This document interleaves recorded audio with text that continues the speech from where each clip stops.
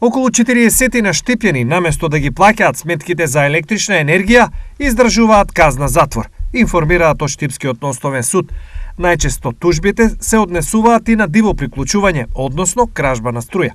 Ако обвинетиот не ја плати паричната казна во определениот рок или истата не може присилно да се изврши, судот ќе ја изврши така што за секои започнати 20 евра во денарска противредност од 1230 денари ќе определи 1 ден затвор, со тоа што затворот не може да биде подолг од 6 месеци.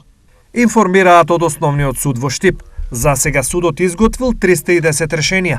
Истите се однесуваат на неплатена парична казна, што се заменува со затворска во случај лицето да не може да ја плати казната. Одевана за оваа ситуација со објаснување. За неплатените фактури за електрична енергија на физичките лица може да се тужат до година дена, а на правните до 3 години.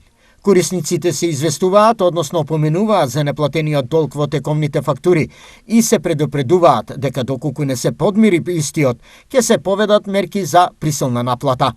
Велат од Евана, следниот чекор во оваа постапка работа имаат нотарите, а потем извршителите, а на крајот судот. Праксата во Основниот суд во Штип покажува дека паричните казни за сторени кривични дела, кои се заменуваат со казна затвор, најчесто се изречени во висина од 3690 денари, 7380 денари и 12300 денари, а поретки се повисоките казни во висина до 50.000 денари.